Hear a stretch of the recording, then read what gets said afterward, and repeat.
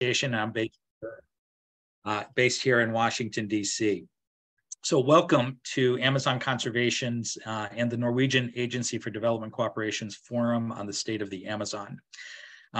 There's a lot of news coming out of the Amazon on climate, conservation, indigenous peoples, economic and political and other fronts. And unfortunately, as we all know, a lot of that information isn't, or a lot of that news isn't good news. And organizations like ours, like Amazon Conservation and our partners here, are daily analyzing that information, monitoring the situation on the ground. And it's so important for us to have the ability to monitor well, so that we have the information that helps us to create the solutions for the conservation and sustainable development of the Amazon. So today, we want to give all of you a more in-depth review of the deforestation, fires, and climate issues in the Amazon and the related impacts that are taking place now. A lot of this is we're able to bring to you because it's based on really revolutionary, high-tech, real-time monitoring that we and other organizations like us have been carrying out over the last many years. And so today, we're happy to have our own and partner experts to give an overview of deforestation based on a lot of this data gathering. And we're going to first look globally, then we're going to take a view across the entire Amazon, and then we're going to take some deeper dives with our partners from Bolivia, Brazil, Colombia, Ecuador, and Peru. And I want to thank all of our partners and everyone who's been on this call to be with us today.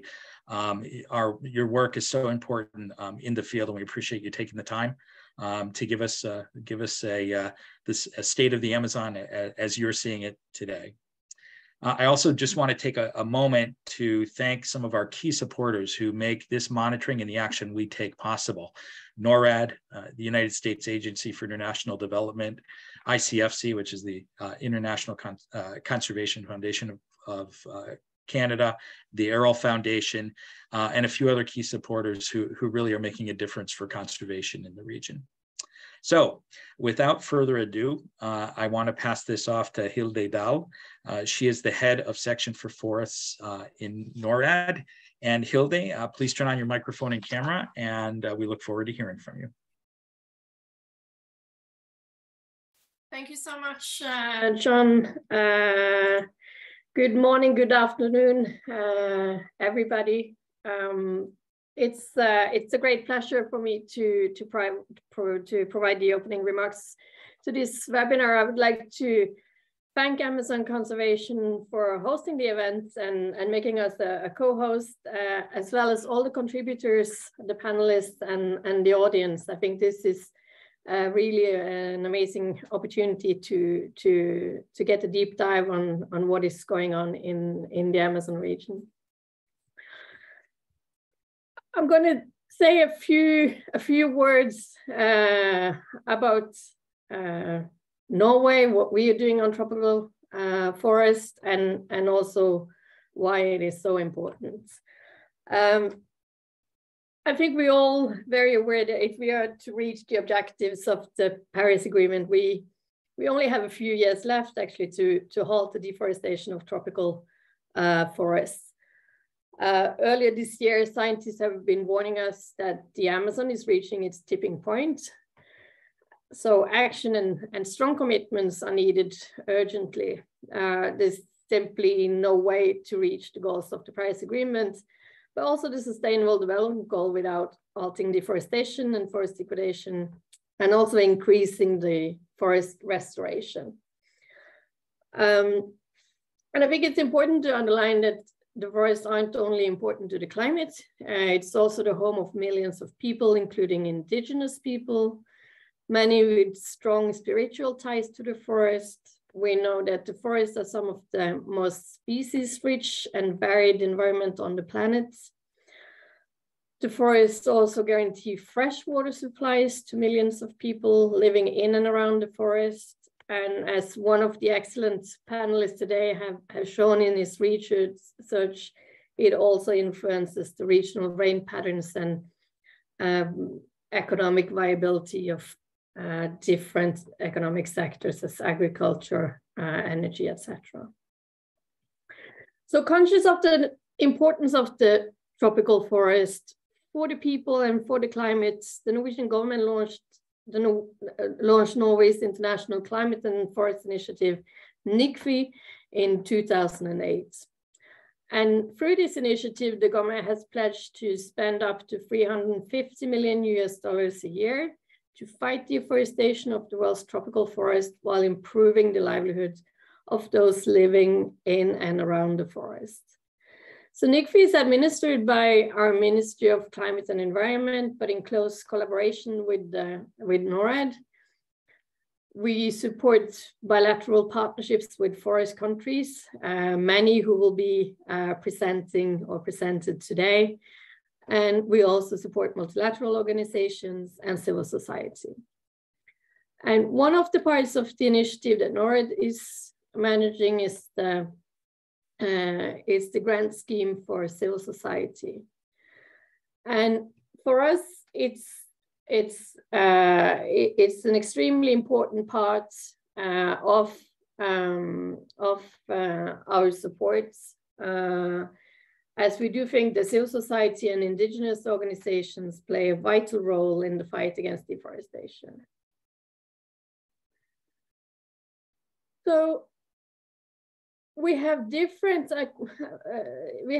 strategies to achieve our overall goal, which is to contribute to the reduction and reversal of tropical forest loss, preserve biodiversity, and contribute to sustainable development. We're working with countries to improve land use policies, strengthening rights of indigenous peoples and local communities, working on transparency, but also looking at global commodity markets, and also recently more focused on financial sector, and of course fighting international forest crime.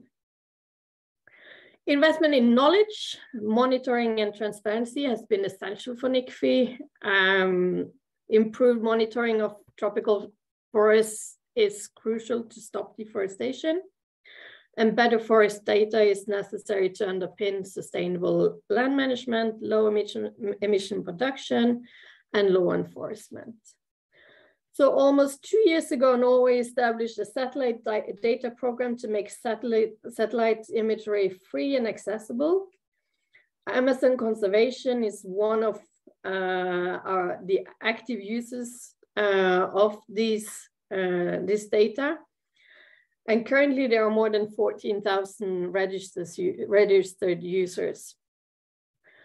High quality and timely monitoring of nature is only becoming more important in the face of the climate and nature crisis. And we see that attention to the importance of protecting forests and other ecosystems is growing. We believe better monitoring and more transparency is an important part of this development. So this webinar is an opportunity to learn and discuss what is happening in the Amazon, possible solutions, and how technology is made into useful information for forest countries. So I can only say that I'm looking forward to listen to the speakers and to follow the discussions. Thank you all for joining, and thank you for having us. Thank you so much, Hilde. And once again, we're grateful to the support over the years that the Norwegian government has been giving to forest conservation in the Amazon and actually around the world. Thank you again. I now want to introduce Carmen Jose, who is the Executive Director of Fundación Ecociencia. She will be moderating our panel today and taking us through for the rest of this forum. So Carmen, besides being a leader of a key conservation organization in the Amazon there in Ecuador, is also a leader and a leading scientist in the region. Carmen has a PhD in biological sciences She previously was a scientific director for Ecociencia, then spent many years before that as the regional ecologist for Latin America and the Caribbean for NatureServe. And lately she's been important panelist on the science panel for the Amazon. So we're really grateful for Carmen to facilitate this discussion that we're having today. So take it away, Carmen. Thank you very much, John, and good morning to all. Okay, for today's webinar, we have two sections. First will be a presentation of the data and findings, followed by a country-by-country analysis of the implications of these findings. After all the presentations, we will have a Q&A section for you to share your questions with our presenters.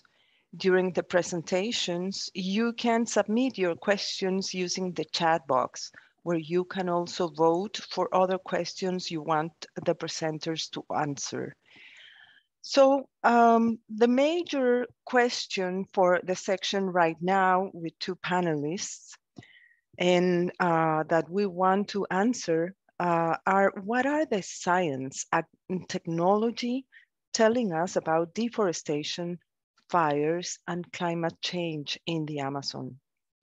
For our first section, the data and findings, our presenters, Michelle Sims of WRI and Matt Feiner of Amazon Conservation, will present the latest data and analysis about deforestation, fires, and climate change from a global and a regional perspective.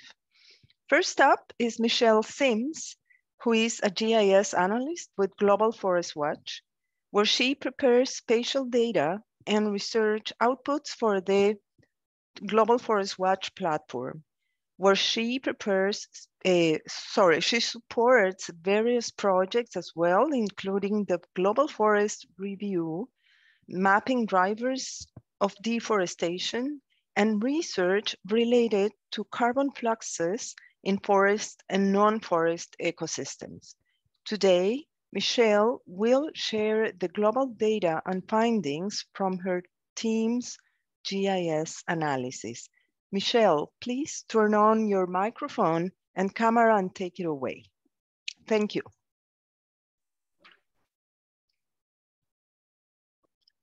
Thank you so much. It's a pleasure to be here today. All right, so today I'm going to be providing an overview on the patterns and trends of global tree cover loss based on data derived from satellite imagery. The data I'll be presenting is developed by researchers from the University of Maryland who analyze Landsat satellite images to map tree cover loss annually. This data is produced and made available as a result of a partnership with WRI's Global Forest Watch Initiative and the University of Maryland. I use the term tree cover loss to reflect what the data show us, which is the complete removal or mortality of tree cover, which can include trees both within and outside areas that are typically considered forests, as well as permanent or temporary losses due to either natural or human causes. So I'll start with a look at tree cover loss globally and then focus on human tropical primary forest loss. So as we can see from this graph, the drivers of tree cover loss vary significantly by region. Across boreal and temperate regions, tree cover loss is largely driven by large-scale forestry operations or wildfire. Both of these categories are more likely to represent temporary losses of tree cover, which can be followed by regrowth. Across the tropics, tree cover loss is largely driven by commodity-driven deforestation or shifting agriculture. As we can see here, most deforestation is occurring across the tropics. Urbanization, by comparison, represents a relatively small proportion of tree cover loss globally. This year, we have new data on tree cover loss due to fire from the University of Maryland, which helps us differentiate loss due to fires from other drivers of tree cover loss at a much higher resolution. This new data maps areas where fire was the direct cause of loss, which can include natural or human ignited fires, such as wildfires, intentionally set fires, or escaped fires from human activities, such as hunting or agriculture. It does not include the burning of felled trees, since the direct cause of loss in these cases is mechanical removal. So from this data, we see that 2021 was one of the worst years for forest fires since the turn of the century, causing 9.3 million hectares of tree cover loss globally and representing 1/3 of all loss. Climate change is likely a major driver of this increase in fire activity. Tree cover loss due to fire varies widely by climate domain, as seen from this graph, with boreal forests experiencing the largest amount of tree cover loss due to fire. Roughly 70% of tree cover loss in boreal regions over the past 2 decades is due to fires.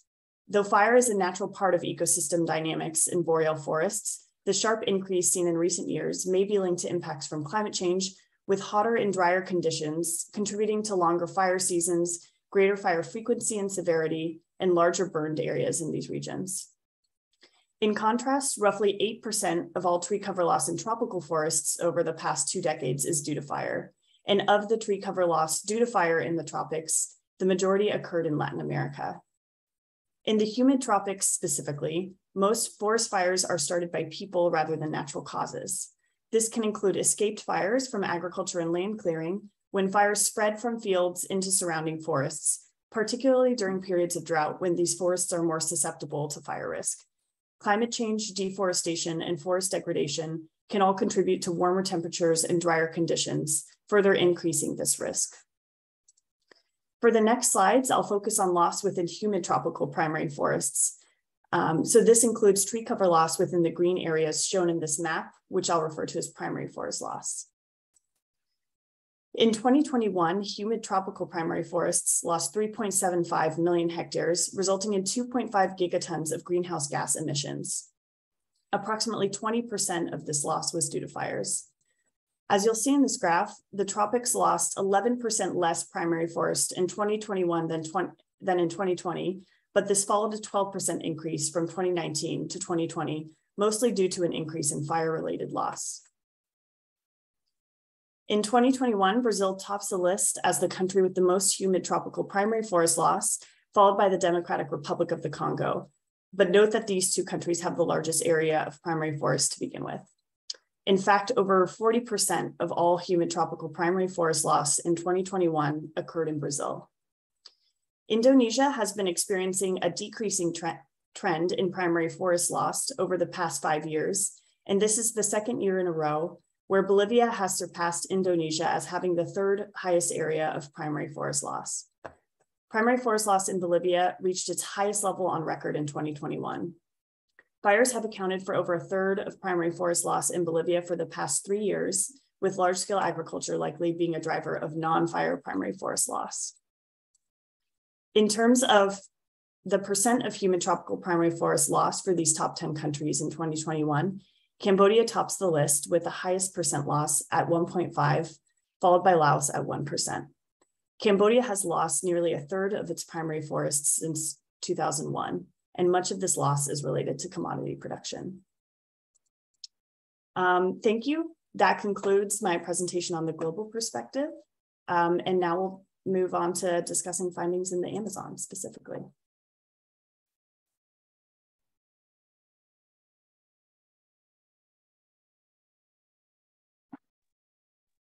Thank you. Thank you so much, Michelle. So now after the global perspective that you provided, we will move on to present Matt Feiner. He will take a deeper dive into the Amazon region specifically. Matt Feiner is the Director of Amazon Conservation's monitoring of the Andean Amazon Project, well known as MAP. MAP was launched several years ago, excuse me, my notes, 2015 to be exact, as the organization's dedicated real-time monitoring program. Under his leadership, MAP has published over 130 high-impact public reports on critical topics, including Amazon fires, illegal gold mining, illegal logging, expansion of the agricultural frontier, and road construction. Today, Matt will present about the science and technology used in monitoring deforestation, fires, and carbon in the Amazon. Matt, please, well, you have your video, but turn on your microphone and take it away. Thank you. Thanks, Carmen.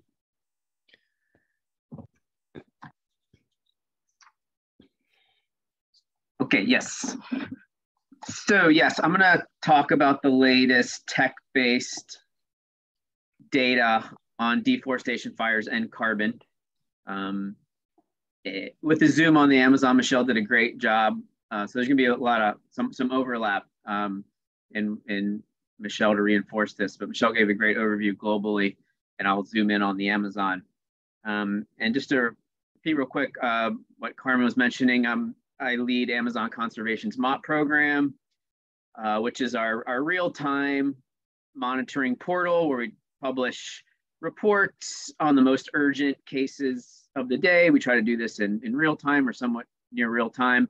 There's the link at the bottom, and this is where all the information that I'm gonna just present here, this is where it all lives, if you wanted to go and try to find any of this stuff later. Okay, so first I'm gonna build off of what Michelle discussed and look at the latest data on deforestation and fires with a zoom in on the Amazon. So basically here is the data that Michelle was presenting in map form for the Amazon. This is just a focus on last year, 2021, as a good snapshot of what's happening most recently across the Amazon. And also, as Michelle emphasized, we're super excited about this data because for the first time, it teases out forest loss from fire.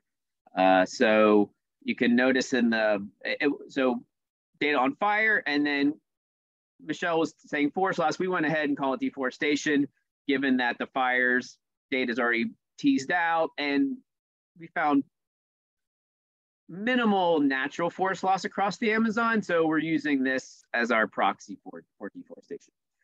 So the deforestation across the Amazon last year in red and yellow, as you can see, is the dominant pattern really across the Amazon. And purple highlighting where the actual forest fires were impacting forest. And so note, particularly here in Southeast Brazil and Southeast Bolivia. So big picture, deforestation, the main driver with fires impacting forests in this Southeastern Amazon. And also, as Michelle was talking about, some really interesting data behind that in terms of deforestation, about 1.6 million hectares. Our estimate, the 5th highest on record. Fires over 400,000, 4th highest on record, and combining the two, over 2 million hectares impacted from deforestation and fires in the Amazon last year. And in terms of where this is all happening, also as Michelle mentioned, 1, 2, 3, 4 would be Brazil, Bolivia, Peru, and Colombia. And interesting, what we just saw is I believe all 4 of those are in the top 6 or 7 globally. So just pointing the importance of the Amazon in terms of deforestation and fire globally. This is like the top, all of these within the top 6 or 7 globally. So now I'm going to give a little tour as a preview of what some of our other in-country speakers are going to talk about. I'm going to give a little tour of all 4 of these top countries just to look a little deeper at what these deforestation and fire patterns look like. So zooming in on Brazil, we added roads in this brownish color.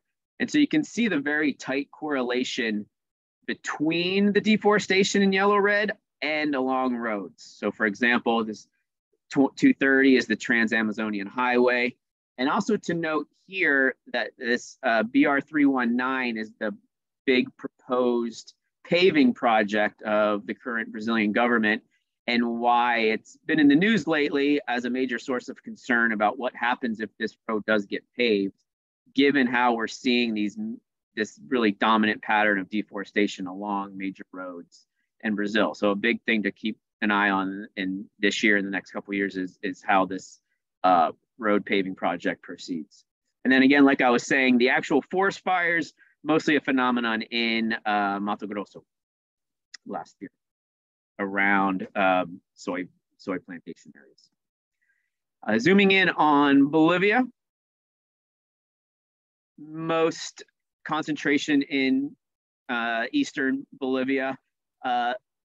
The deforestation in here around Santa Cruz, a lot of this is soy-driven plantations, deforestation, and then the fires in purple is mostly concentrated in the Chiquitano dry forest. So a part of the Amazon where there are drier forests, where a lot of these fires escaped and really can start raging through this drier forest ecosystem in Bolivia. And next up, Peru. As usual, most of the deforestation concentrated in central Peruvian Amazon. And most notably in this case, it's a new Mennonite colony. So a new phenomenon in Peru is the arrival of Mennonite colonies from other parts of the world. And this is the fourth major colony that we've documented in the past couple of years, all causing large-scale deforestation, which is a pretty rare phenomenon in Peru. But you can see this very organized, linear, organized deforestation from a new organized Mennonite colony. And we're actually just seeing this right now just in the last couple of weeks. This deforestation has resumed, and now basically all this green in here is now currently being cleared. So it's a major new deforestation driver in the Peruvian Amazon. And Colombia, there's a lot made of the arc of deforestation in Brazil, but Colombia also has an arc of deforestation. As you can see, this arc of red and yellow, really arcing around this network of protected areas and indigenous territories here in brown. And so you can see, for example, the National Park Chiribiquete is particularly impacted. So various corners of Chiribiquete are currently experiencing deforestation. So Colombia really, and a number of national parks being impacted. So this is the major area of concern, is this arc of deforestation in Colombia.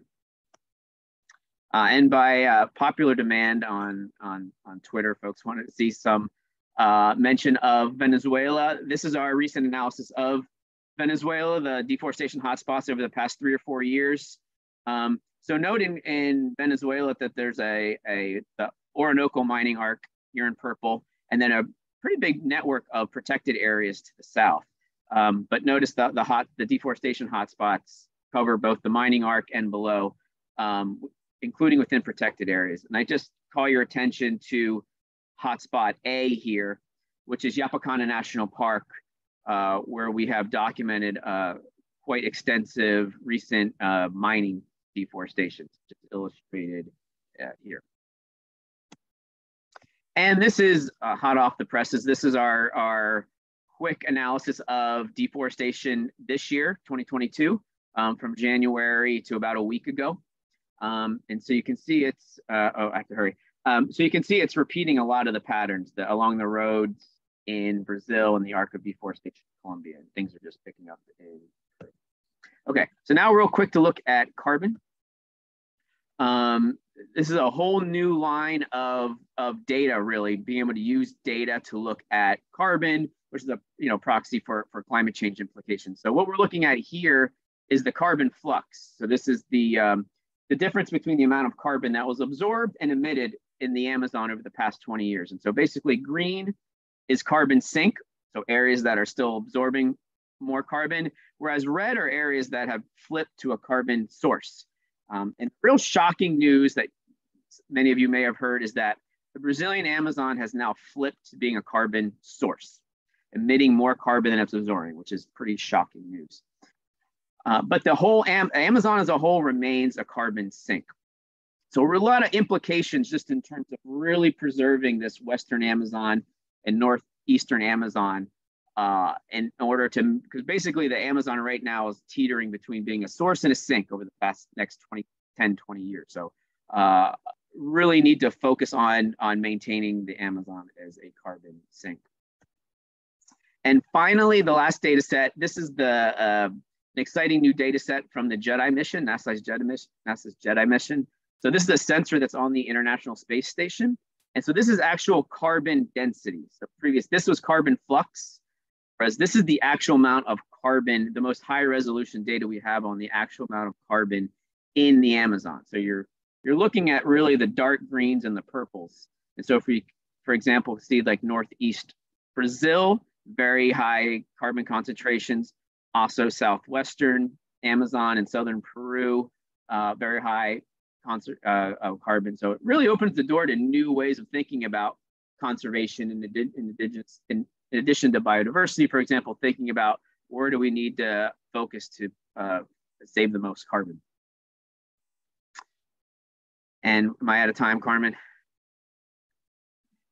Okay. Just a bit, about a minute. Oh, but great. Please. Oh, cool. Okay, no, great. no, you are past with a minute. So all right. So just wrap lastly, the thing that we're doing now is merging all three of these data sets that I talked about. So you have the deforestation fire, you have the carbon flux, you have the actual carbon density, and really seeing how all this really ties together. For example, you can see the latest deforestation patterns totally matches what we know about carbon flux.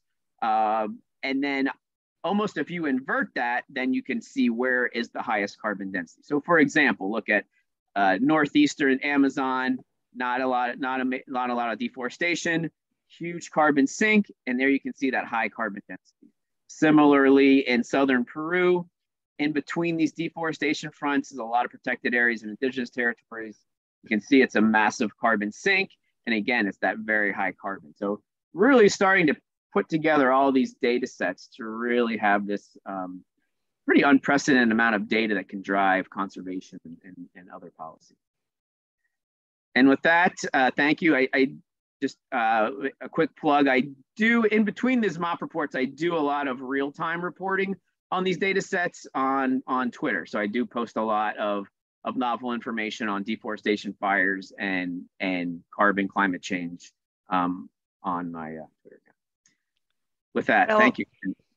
Thank you very much, Matt, for that background about the science and technology used to monitor deforestation, fires, and carbon across the Amazon region. This has been very interesting.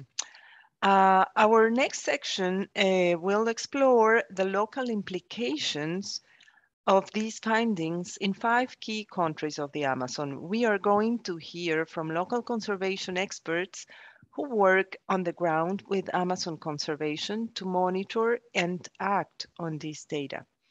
First, we will hear from Daniel Larrea, the Science and Technology Program Coordinator for Amazon Conservation's sister organization in Bolivia, ASEA, Conservación Amazónica.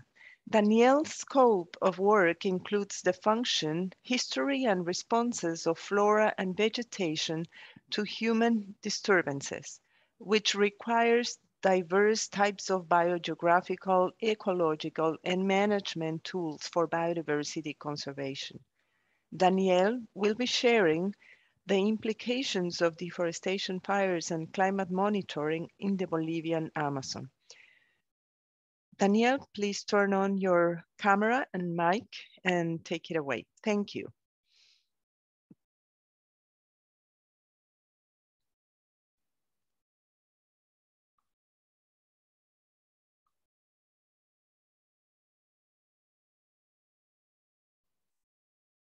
You can start, Daniel. Please turn on your mic. Thanks, Carmen. Sorry. Hi, everyone. Good morning, good afternoon.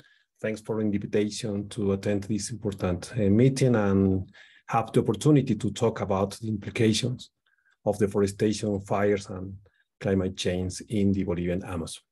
I would like to talk in Spanish, my mother language. Lo primero que quisiera... Can you share your presentation? Sorry, if I think I'm not seeing it. Sorry. Yeah.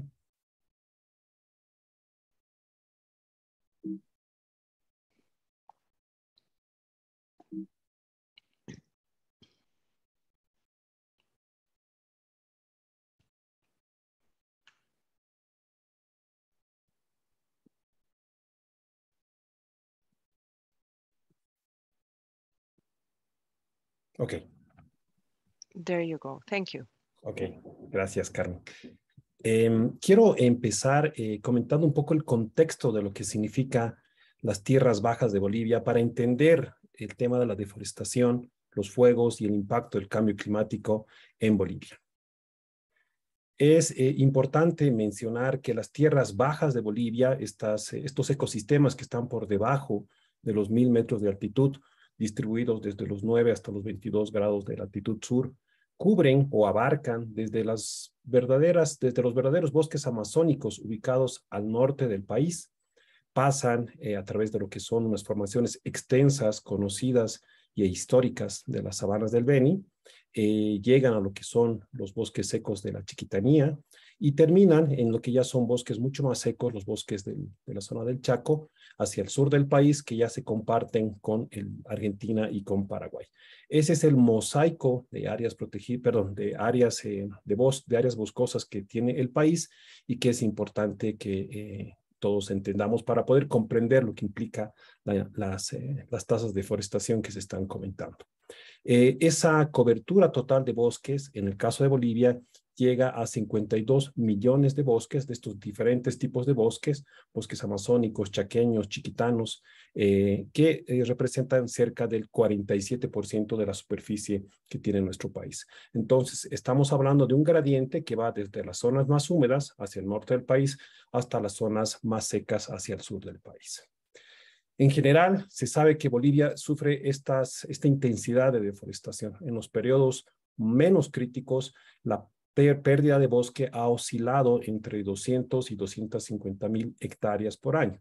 Y en otros periodos con mucha más preocupación, periodos mucho más intensos o preocupantes, como les comento en cuanto a la pérdida de bosque, hemos hablado de 300 a 350.000 hectáreas de bosque que se han perdido anualmente.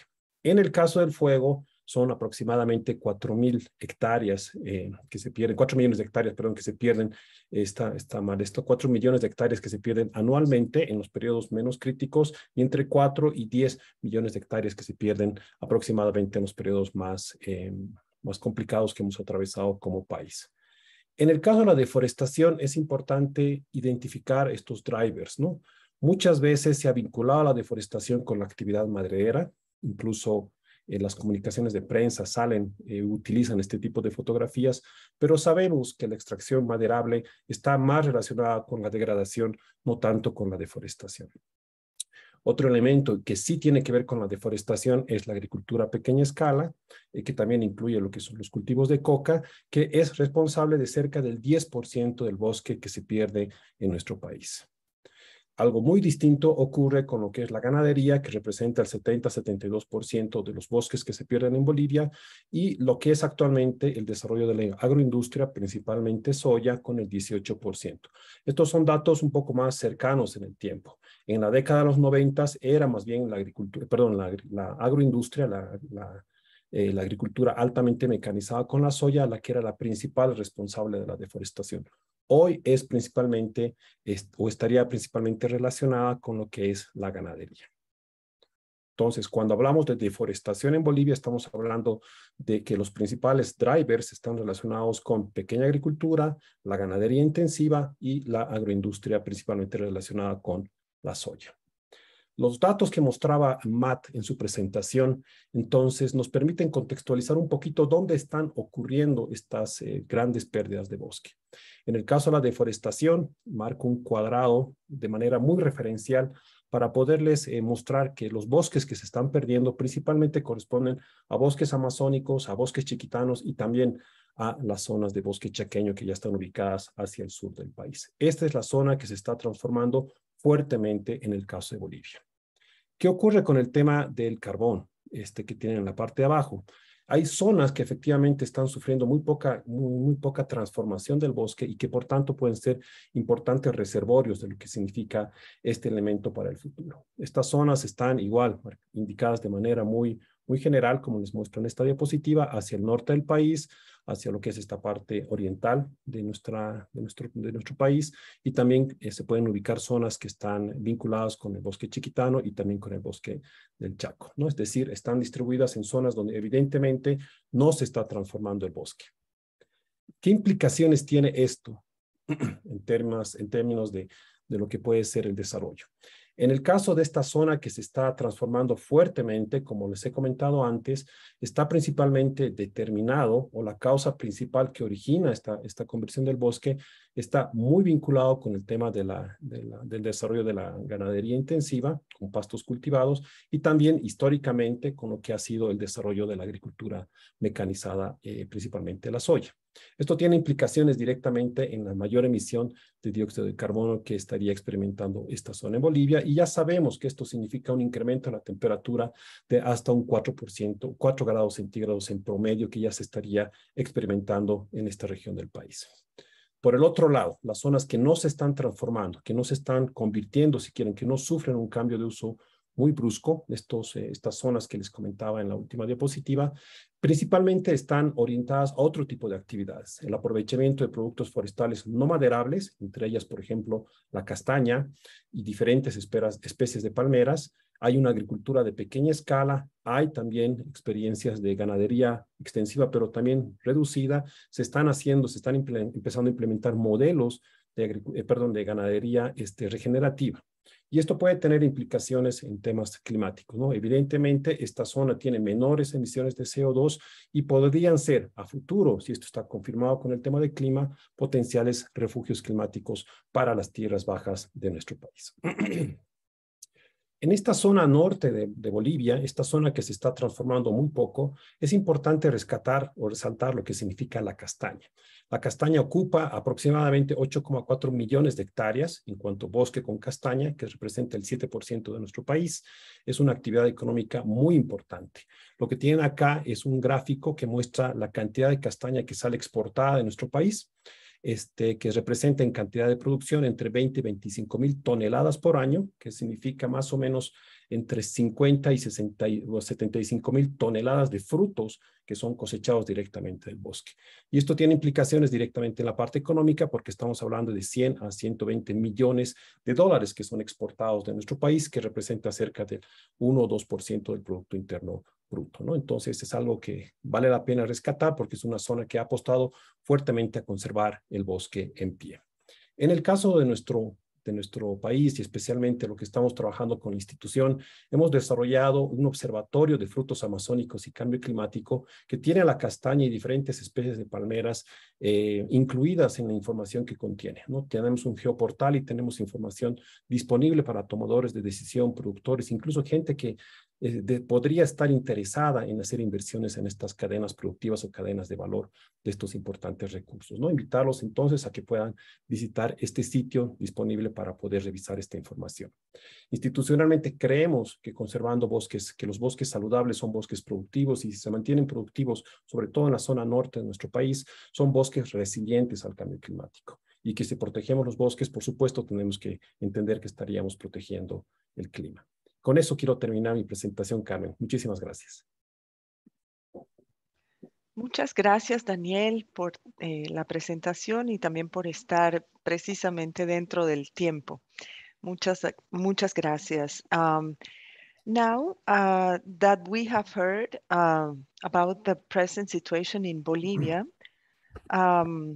excuse me, we will go to the presentation by Alicia Tuault.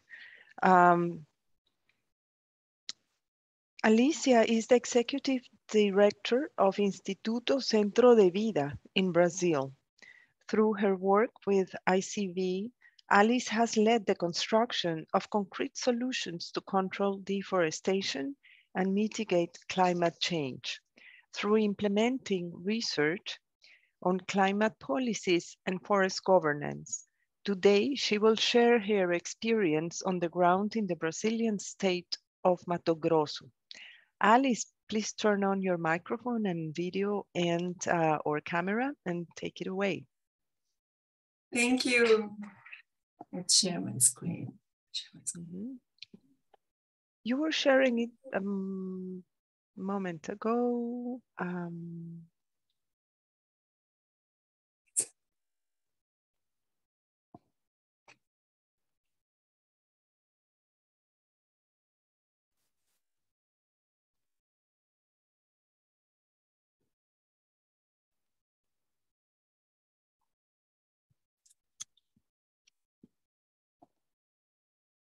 We are not seeing the presentation yet, Alice. Yeah, my screen just froze.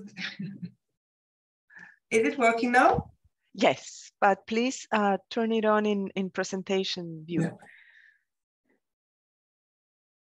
Okay. Let's see. For me, it's working. No, we still see the working mode instead of the presentation mode. Oh yeah? I'm sorry. It's a matter of the cam. I'm sorry, I'm using time in that. I'm going to do it again. Let's see if it works. Now, perfect. Oh. Thank you. Well, good morning, everyone, and thanks Amazon Conservation, thanks NORAD for the invitation. It's really nice to be here. Thanks Carmen for the introduction. I really hope I'm going to be able to show how we use technologies and map and capacity building at ICV. So ICV is a Brazilian organization working mostly in Mato Grosso, one of the 9 Brazilian Amazon states. And today, as I'm talking with you, this is a state with a bigger area burned in the legal Amazon in 2022. So I would like to start my presentation with some picture. Yes. Some picture of what is happening. The picture is actually from yesterday. And no, you're not looking at winter in Europe or Russian tundra. It's actually the Cristalino Park in the north of Mato Grosso, and where fire has been there for almost 3 weeks. And here is part of the explanation of the thick smoke, cloud of smoke in the Amazon. I think NASA has been tweeting about that yesterday. So all the Amazon has been experiencing a cloudy environment. And it's actually the concrete manifestation of 20% more heat points in 2022, 20% more than the previous year. So to give you a little bit more historical perspective, as Brazilian Amazon is entering the decade of climate action, the one we need to make a difference for climate change, with a difficult track record. If you look at the graph from 2004 to 2012, Brazil was able to reduce deforestation. And in the last couple of years, deforestation has raised again, and with that, fires, degradation. So this is a result of as drivers, we are talking about cattle ranching, we are talking about soy. Just to give you an example, from 2020 to 2022, in the last 2 years, we had the soy prices doubled. So the pressure on forests is quite strong. And you can also see as a driver the question of gold mining. And I need to mention that also the clear, I don't know if you can consider that as a driver, but the clear agenda of of dismantling the environmental governance from the federal government. So for instance, this photo of Alta Floresta, we had a very important base of firefighters there. And this base of firefighters was very much using a lot of Amazon Fund resources. So the Amazon Fund is a fund funded by Norway that has helped a lot to reduce deforestation. And today, because the Amazon Fund is frozen because of action of the current federal government, we have less resources to end those fires. So in this context, I just wanted to give you an example of how data can be useful for law enforcement and advocacy. And let me be clear here, I'm not saying that the answer to the current situation is only about law enforcement. Just that law enforcement is part of the answer. And with the situation of crime, of environmental crime, and of lack of order, of implementation of the law, it's like an urgent first step that need to be implemented. So in this map, you can see the fire events of 2022. I'm repeating information Matt already showed us, but another aspect of this information is the amount of fires that happened in recent deforested area. So here you can see that 1 of 5 hectares of burning areas was previously deforested. It actually showed us an agenda. People invest in deforestation, that is quite expensive deforestation. And after that, clear the area with fire so that they can put cattle or plant different types of crops. Another information that is interesting to look at when you look at this map is that more than half of the area burned in the Brazilian Amazon has been burned during the prohibitive period. So it shows that in a warmer planet, in a time where we need to adapt to fire as a seasonal disaster, we are not able to enforce a period without fire. And that's why I'm talking about law enforcement today. So the question is how data in deforestation, how data on fire can improve public policies and law enforcement. And I'm going to very quickly share with you 3 examples.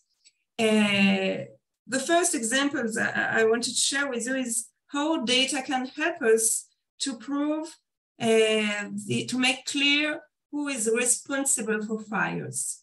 So here is in this map, you can see how we were able to prove that in 2020 in the Pantanal, that is part of the legal Amazon in Brazil, the fires were not results of indigenous activities, unlike the federal government was saying. And also to prove that 60 to 70% of the area burned was actually from 8 beginning of fires.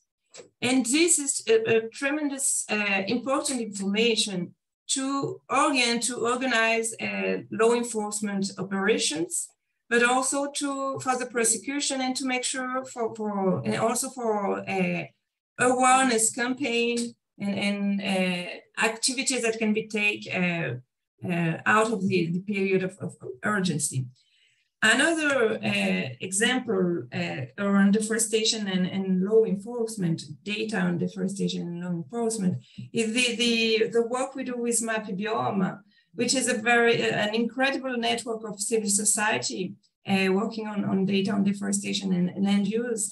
And I'm going to be quick, you can go on the website to see a little bit more about those information, but you will see here in my slide how we can track what the federal and the state government are doing or not doing with the deforestation alerts. So you can see in the first graph is about the federal government, and you see that the federal government has been able to act on 13% of the alert. And in Mato Grosso, the state government has been able to work on 60% of the alert with authorization, with fines, or with embargo. So it's about mapping the deforestation alerts, but also the activity of the government. I'm saying my time is running up, but it's very powerful in terms of advocacy and accountability, and to allow also better funding for the activities in all the states of the Amazon.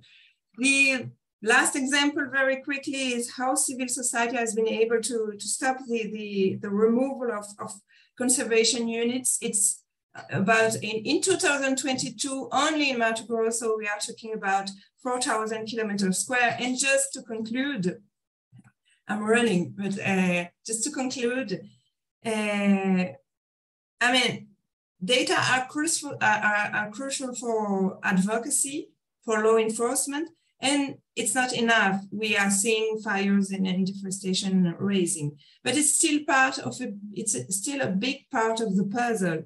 And if in 2023, we have in Brazil a new government, we hopefully will have federal agencies like IBAMA or INPE coming back to full functioning, maybe not the first day, but the first semester, maybe.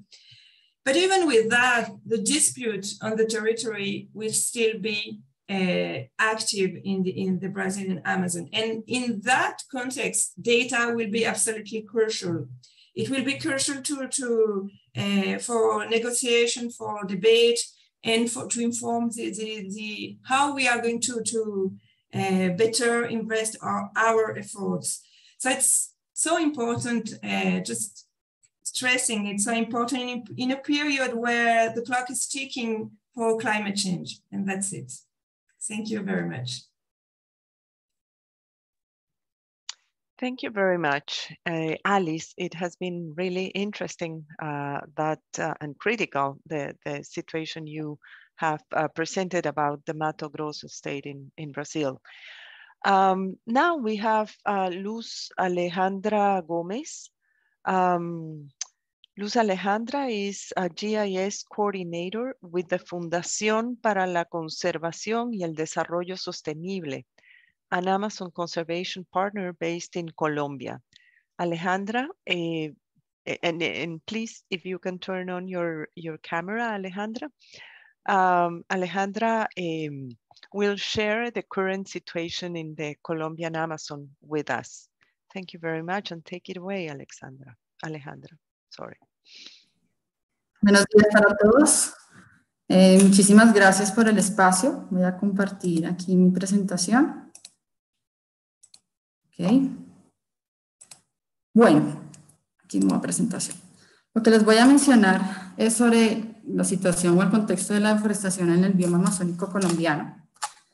Partimos primero de que tenemos un aumento abrupto desde el año 2016, ¿sí? Pasando casi de 78.000 hectáreas a duplicarlo casi a 152.000 hectáreas. Parte de esta deforestación se ha venido concentrando en lo que se denomina el arco de deforestación amazónico colombiano, que bien pasando un poco al mapa, podemos observar al lado izquierdo que tenemos en rojo los sitios donde más se ha concentrado la deforestación, ¿sí? Es alrededor de las áreas protegidas. En este caso estamos hablando del Parque Nacional Serranía de Chiribiquete, es un parque que es emblemático del sistema de parques nacionales en Colombia. Toda la deforestación está concentrada allí. ¿Por qué está concentrada allí? Porque ese es el límite de la frontera que tenemos en este momento, el límite de la frontera agropecuaria. Prácticamente de ahí hacia abajo, la parte de la planicie amazónica es zona boscosa. Entonces, parte de la concentración de la deforestación se está dando en esta zona. En Colombia tenemos, digamos, varios momentos del año en donde mayor tasa de deforestación tenemos y lo mismo, mayor presencia de incendios. Entonces, coincide la época de deforestación, la época alta de deforestación, con la época alta de los focos de incendios.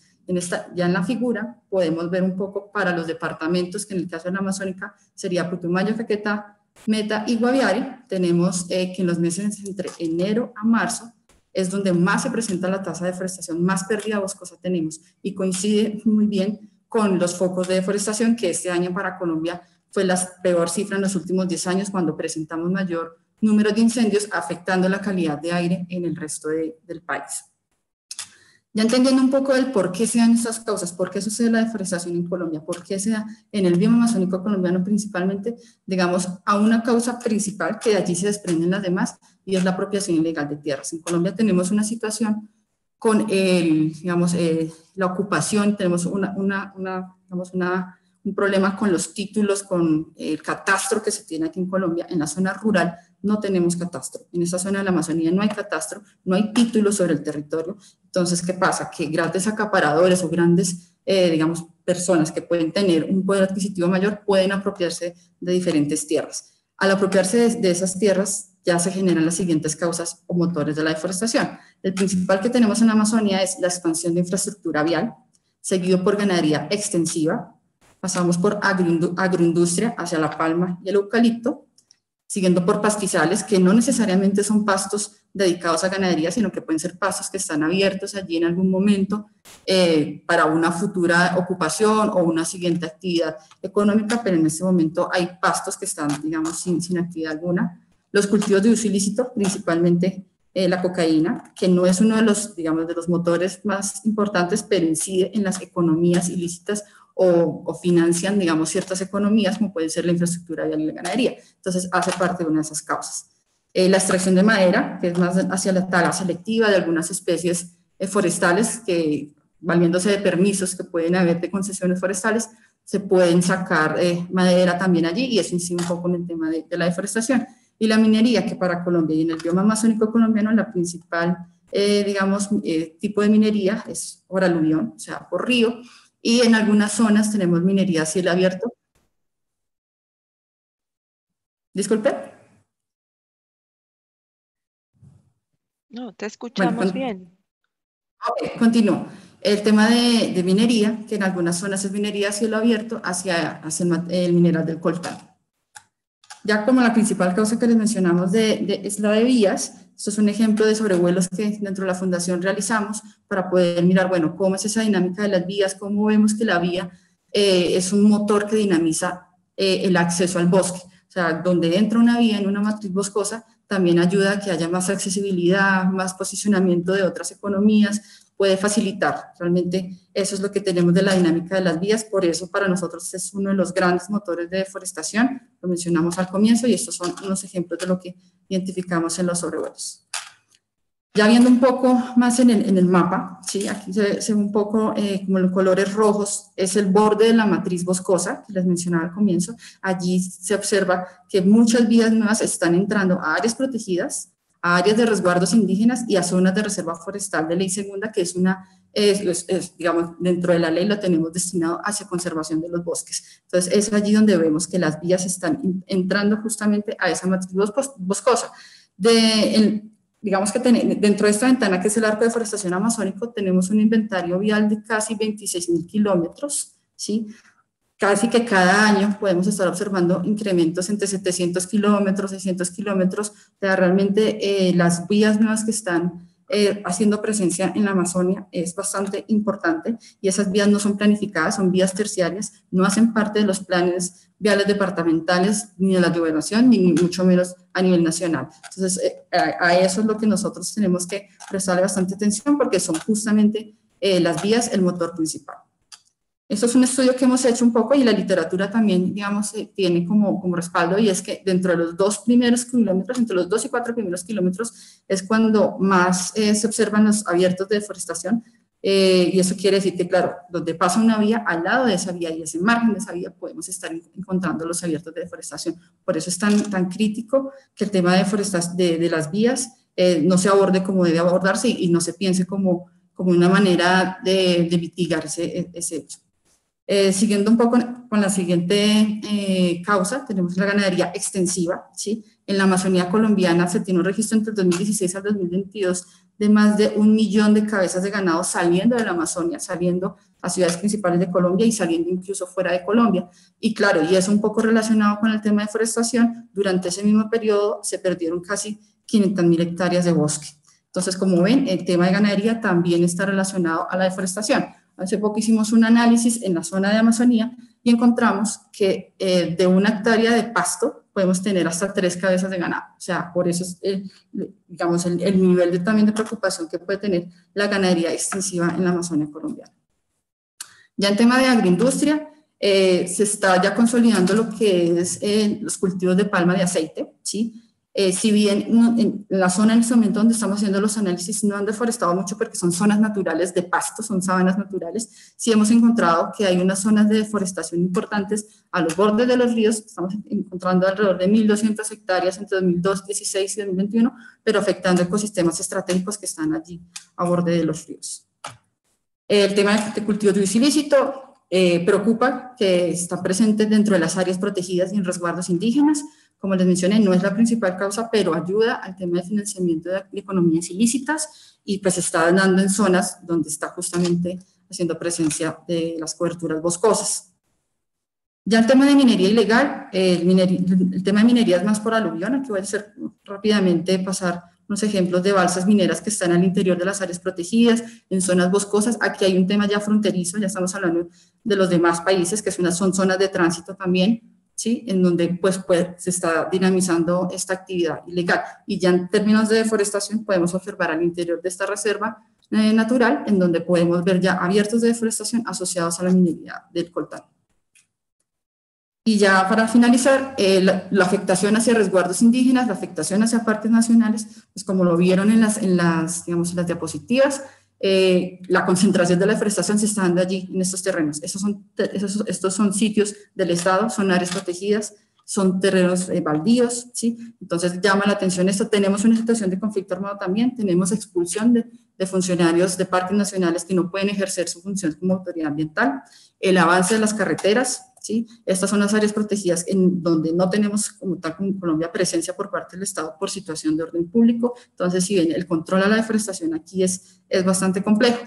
Y pues el parque, digamos, que más ha sobresalido en temas de deforestación en los últimos años es el Parque Tinigua, que concentra la mayor deforestación. En este caso, para el último año se tienen más de 8.000 hectáreas deforestadas, dejando casi un 70% de bosque en pie dentro del área protegida. Y ya finalizando, la afectación obviamente a resguardos indígenas. Los resguardos aquí, las comunidades no están en su territorio, están desplazadas por la misma violencia, desplazados por el conflicto armado, y eso hace que otros actores entren a sus territorios y puedan deforestar. Aquí en el mapa pues podemos ver un poco los colores de cuáles son las áreas que presentan mayores tasas de deforestación y que están, digamos, en coincidencia con las zonas que les mostraba al comienzo del arco de deforestación, de zonas de mayor concentración a la deforestación. Hasta ahí la presentación. Muchísimas gracias.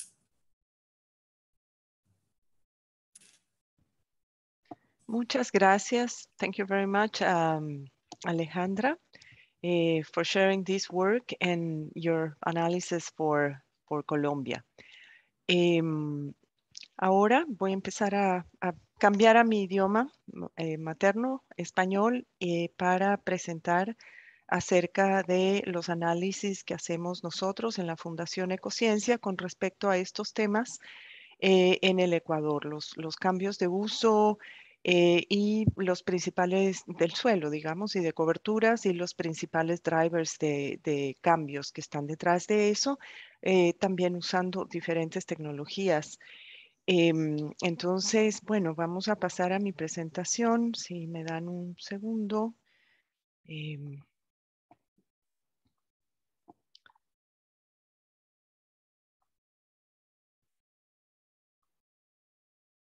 Listo. Un minuto. Perdón. Oh my God. Tenía que pasar a mí.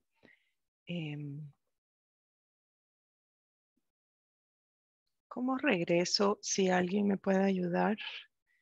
Voy a dejar de compartir. Disculpen. Voy a poner en el...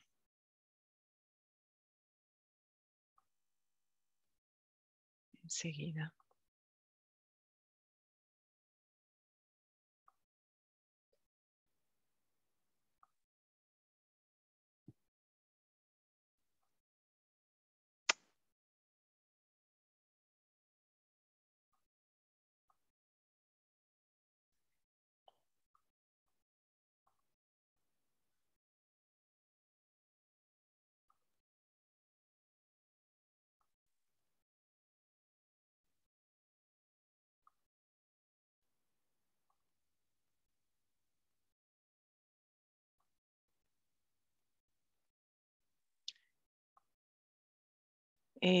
¿Está bien para todos? ¿Pueden ver la presentación?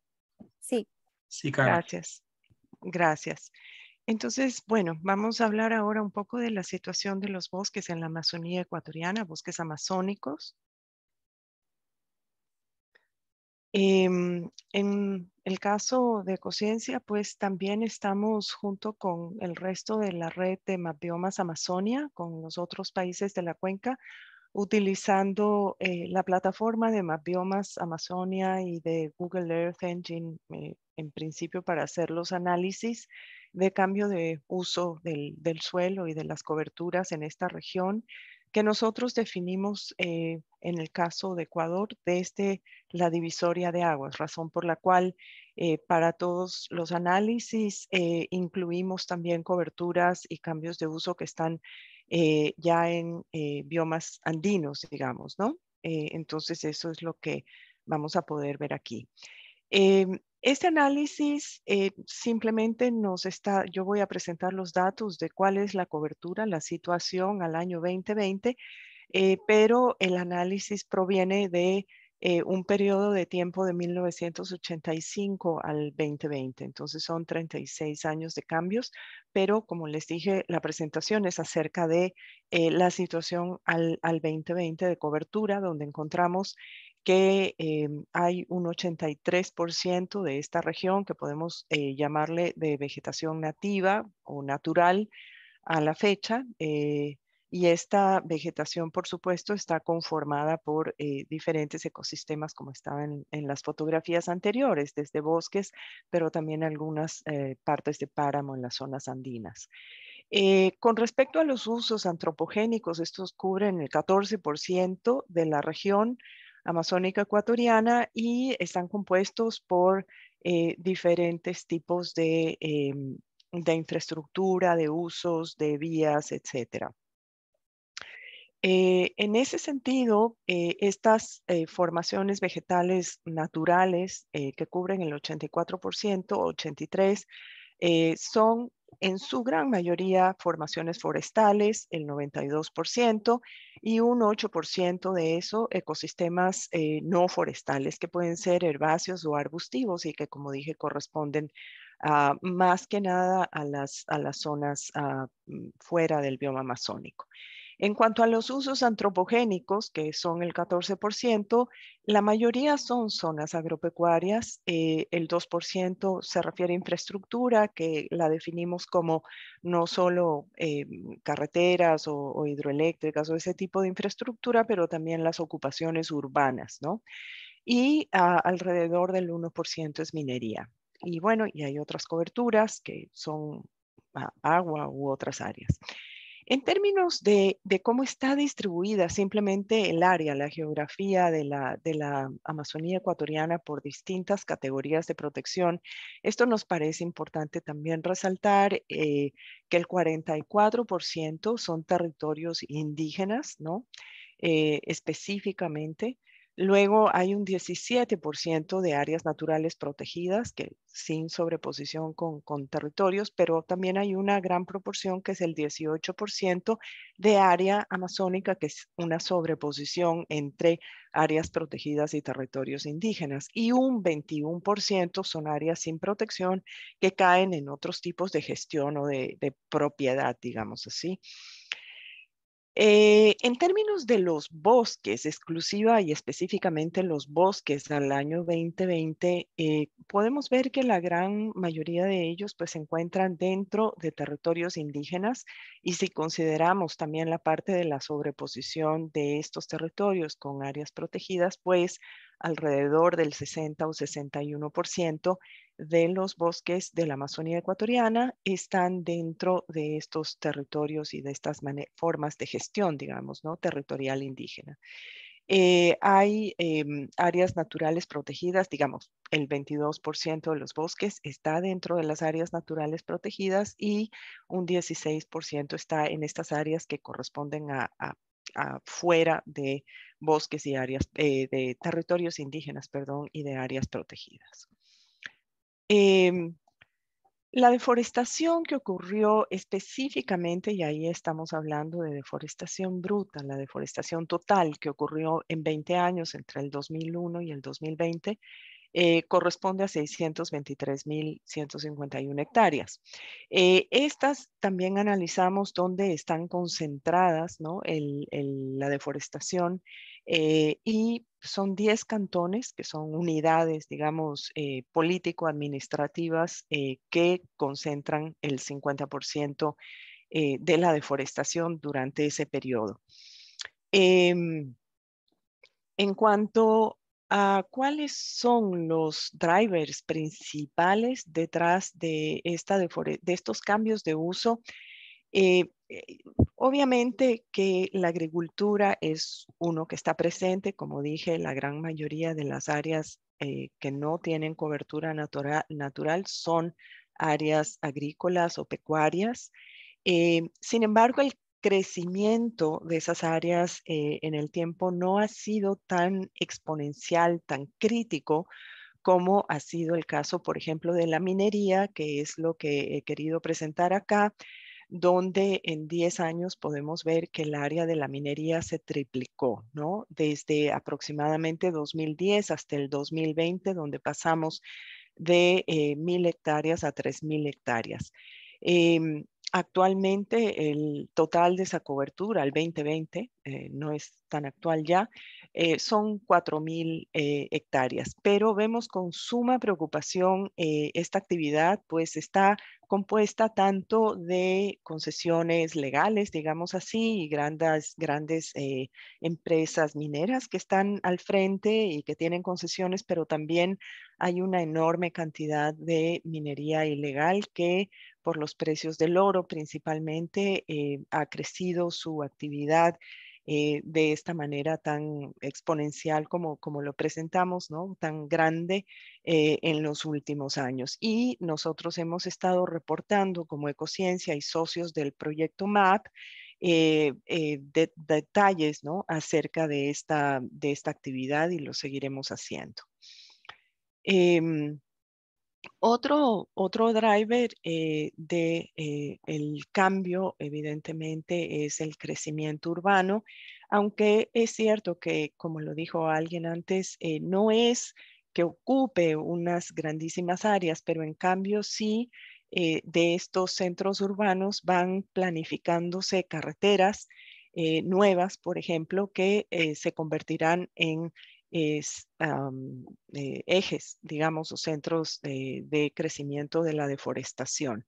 Y eso precisamente es algo que hemos documentado. Nueva Loja, solamente por darles la idea geográfica, está en una de las provincias del norte de la Amazonía ecuatoriana. Es una zona de alta actividad petrolera sobre todo.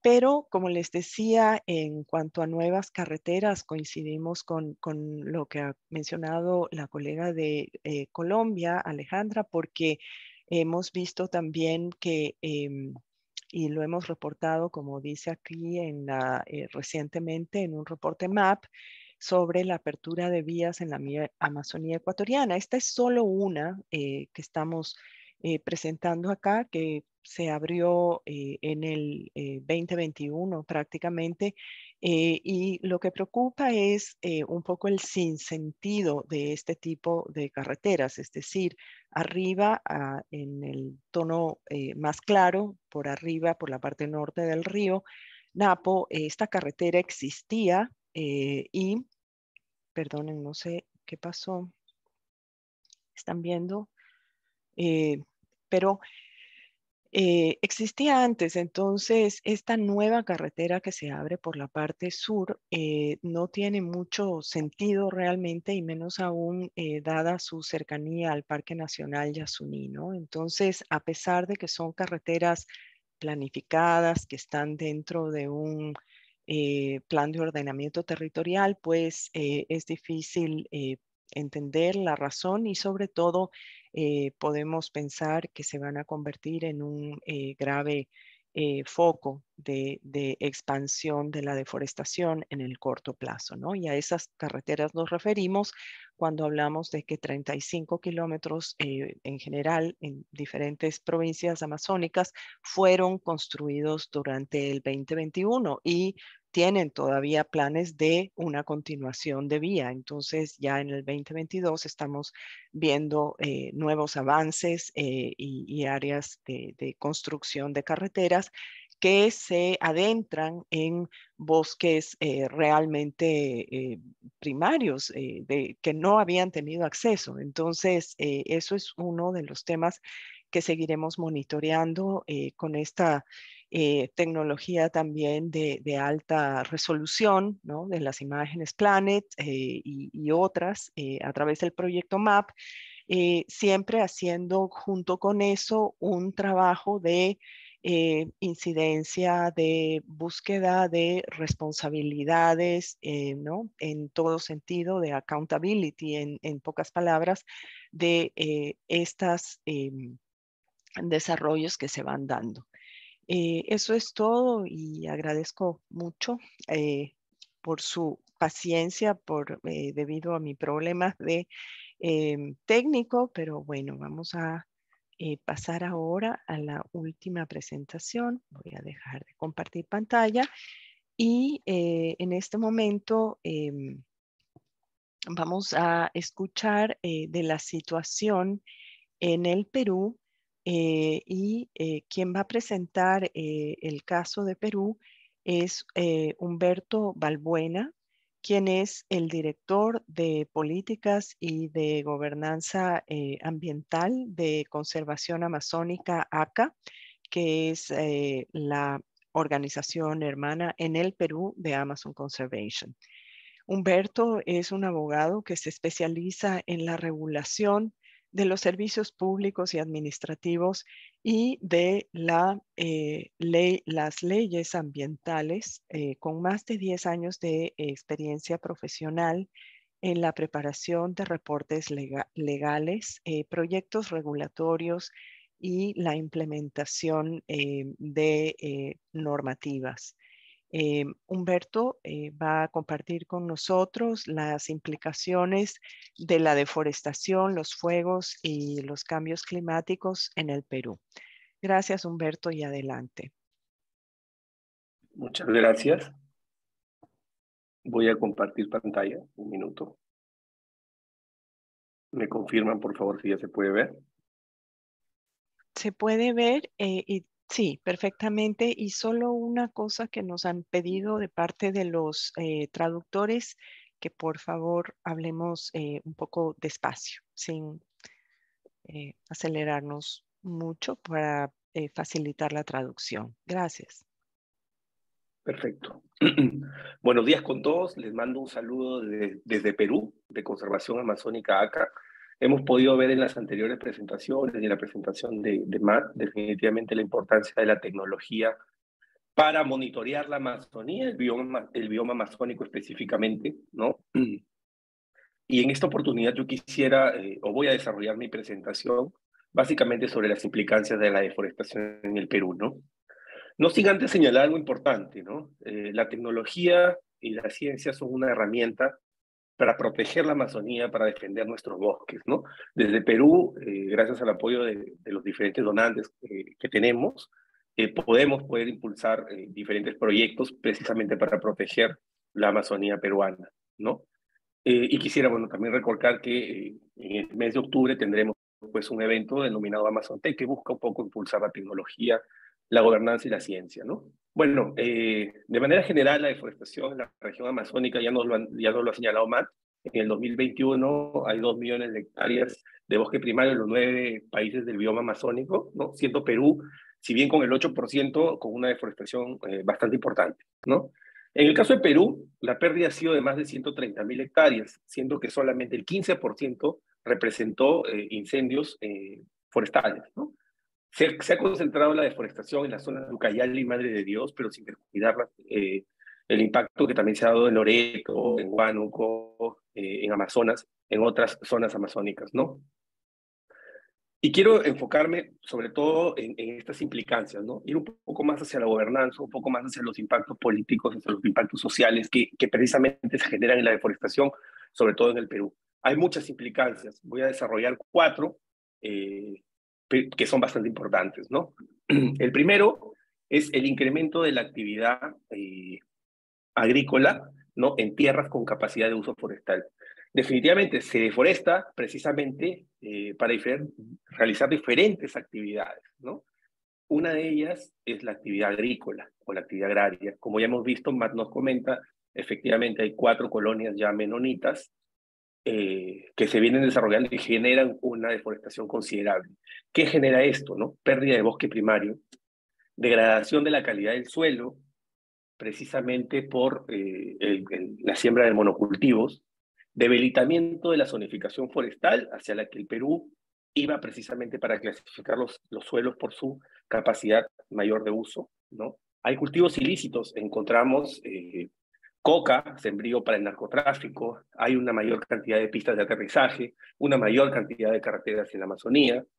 Esto también genera tráfico de tierras. La deforestación también genera no solamente la agricultura y otras actividades, sino también precisamente invasiones, donde es más difícil poder reforestar o restaurar la zona. Y también crimen organizado, ¿no? Porque básicamente forma parte de una organización ya que busca, más allá de deforestar, realizar actividades ilícitas de diferentes maneras, ¿no? Otra de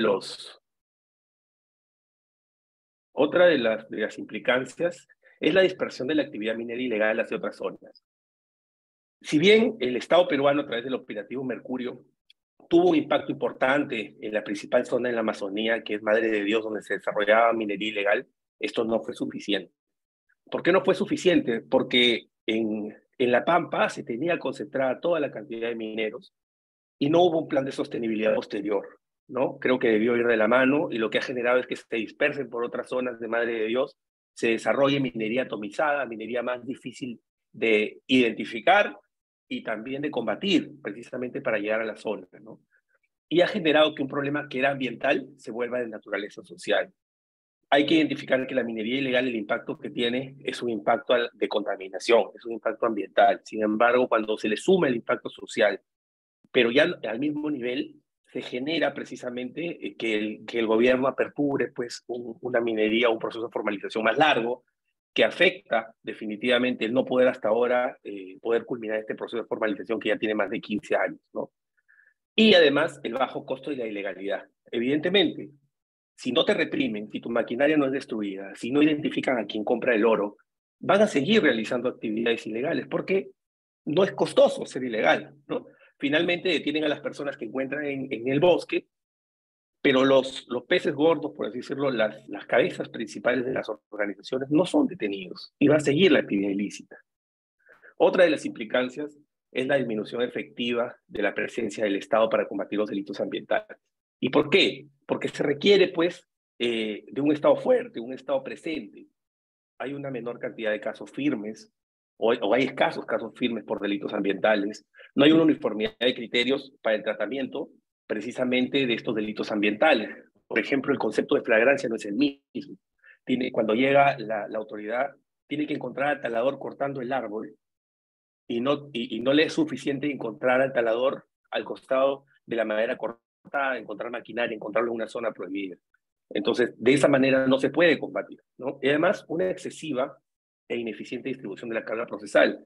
Tenemos fiscales que tienen 5.000, 10.000 casos, de los cuales más del 60 o 70% es por un árbol, 2 árboles. Si bien los ejemplares son importantes y las especies pueden variar, el impacto entre talar un árbol o talar varias hectáreas es distinto y debería ser enfocado en la represión penal con cárcel y la represión administrativa pecuniaria con dinero, ¿no?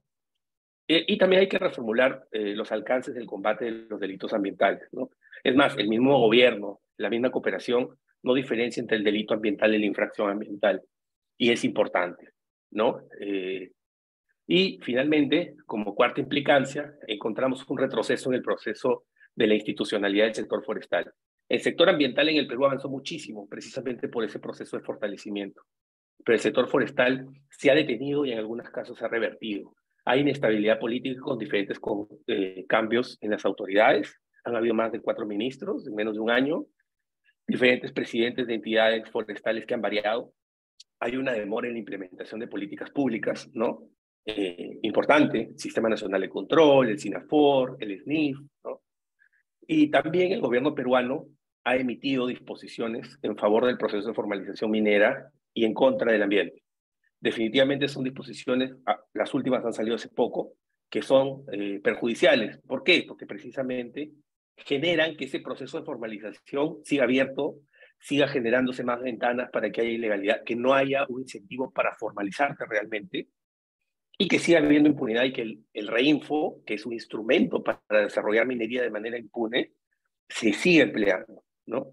Y algo también importante es, hay amenazas y un retroceso en la ley forestal y otras leyes como la ley PIACE, ¿no? Son amenazas que la cooperación, la sociedad civil organizada, desde su trinchera, desde su vía, va a seguir defendiendo. Es importante implementar la ley forestal. Hace poco se han aprobado, por ejemplo, hace unos meses, el reglamento de capacidad de uso mayor de tierras, que se adecuó con la ley forestal. Hay que impulsar un reglamento del SINAFOR, entre otras disposiciones. Lo que tenemos que buscar con ello, y ya para finalizar, es que las implicancias de la deforestación van más allá de construir carreteras, de construir vías, va a través de generar un Estado fuerte y una sociedad civil vigilante. Muchas gracias.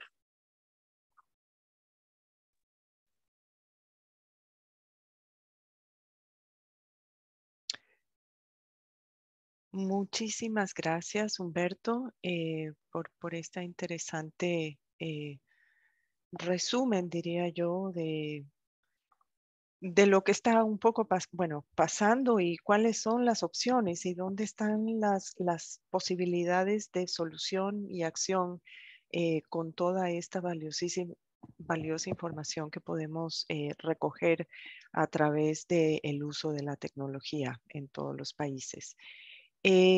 Bueno, ha habido una serie de preguntas en el chat y les agradecemos mucho por su interés, pero queremos ver si es posible, como ya estamos en la hora, son las 12:30 o 11:30 según el país, pero se supone que deberíamos cerrar. Sin embargo, hay algunas preguntas todavía y entonces vamos, si no les importa, vamos a tomar unos 10 minutos para contestar a algunas de ellas que serán dirigidas a diferentes panelistas. Y me dan un segundo, por favor, para ver en el chat y les pedimos por favor a los panelistas en su contestación que limiten el tiempo de contestación.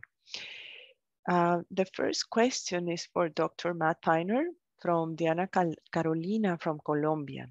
And the question is, what is the impact of protected areas and indigenous territories in deforestation, fires, and climate change?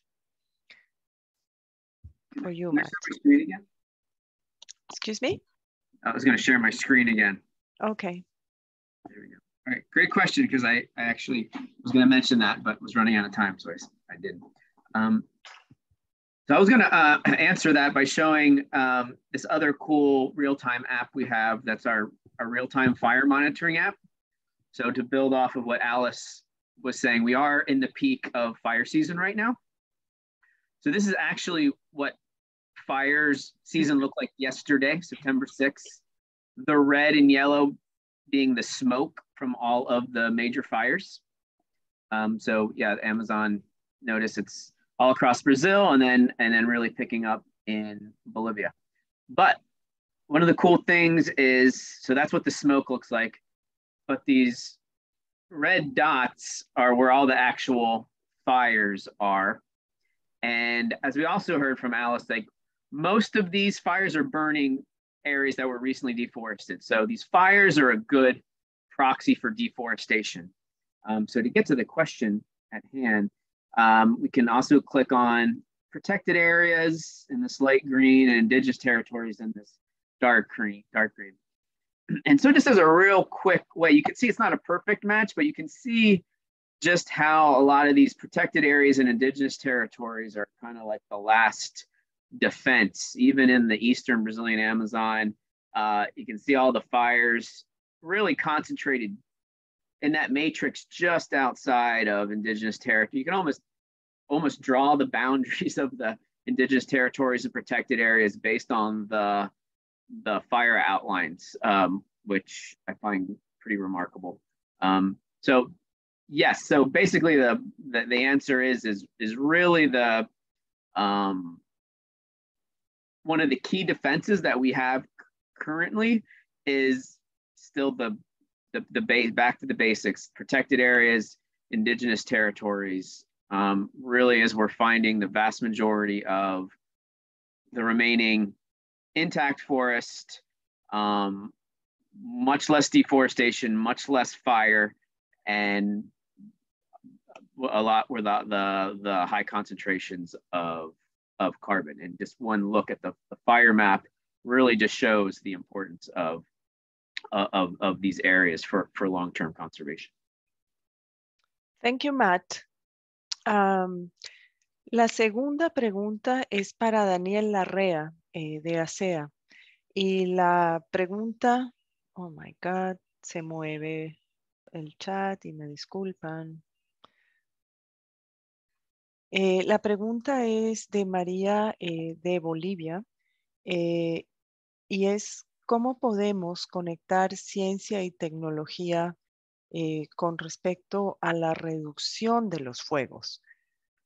¿Qué se puede hacer en el terreno con el uso de esta información? Gracias por la pregunta, muy desafiante e interesante. Creo que todos coincidimos que la información por sí sola no es suficiente. Se necesita generar estructuras que permitan el buen uso de la información, la buena interpretación de la información y que, como siempre, llegue a la gente que puede tomar decisiones acertadas e informadas. En el caso particular del tema de fuego en Bolivia, se están desarrollando sistemas de alerta temprana, ¿no?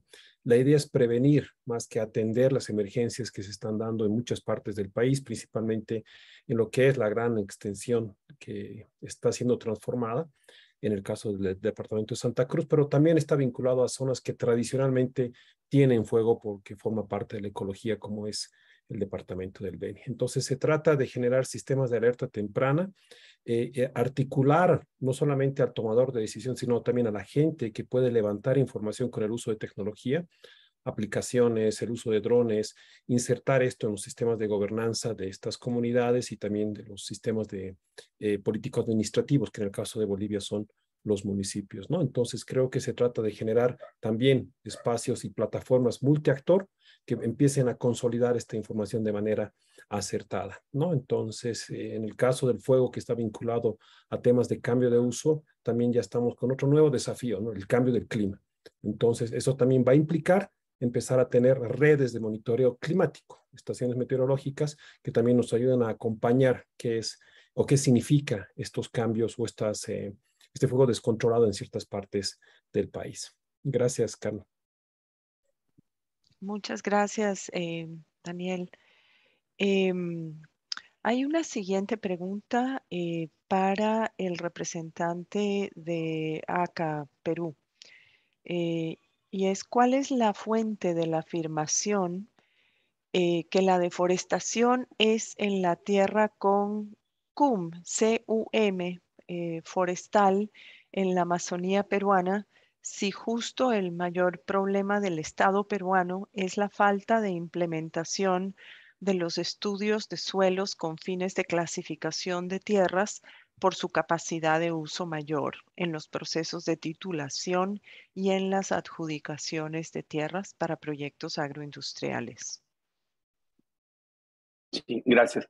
Sí, precisamente el proceso del Estado peruano para hacer esta clasificación de tierras por su capacidad de uso mayor es un proceso que está viniendo bastante lento, que ha tenido un cambio importante con la aprobación del reglamento hace unos meses del RCTQ con la adecuación a la ley forestal. Sin embargo, resulta claro que en el caso de la Amazonía, Cuando se deforesta una zona donde hay un bosque primario, el suelo que se encontraba en la zona donde se encontraba este bosque primario, precisamente es un suelo con capacidad forestal. Evidentemente hay que hacer un análisis, hay que hacer precisamente esos estudios para clasificar la tierra por su uso mayor, ¿no? El hecho de que este proceso venga a tener un retroceso, como lo que se intentó hacer en el Congreso peruano hace una semana, donde se intentaba consignar una exclusión como una declaración jurada para evitar precisamente esa clasificación de tierras. Debe continuarse ese proceso de clasificación de tierras, que evidentemente requiere un estudio, pero donde hubo bosque primario, ese suelo no puede ser para uso agrario. Definitivamente tiene capacidad forestal, que tiene que hacerse análisis, sí, pero ese es uno de los grandes problemas o uno de los casos símbolos en Perú, como es el caso Tamchiyacu, ¿no? 8 Sur, un caso que evidentemente no hay una clasificación de tierras, pero es evidente que ese suelo era forestal, ¿no? Gracias. Gracias, Humberto. Bien, vamos a pasar a la última pregunta que tenemos para poder después ir a los remarks de el doctor Carlos Nobre. Si nos dan un segundo, es una pregunta para Alice.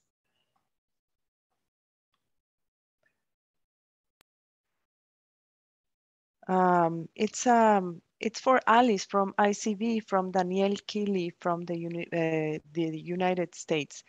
Given such enormous challenges, what are the most promising leverage points to combat them and work towards solutions?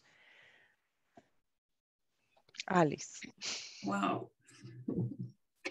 Huge question.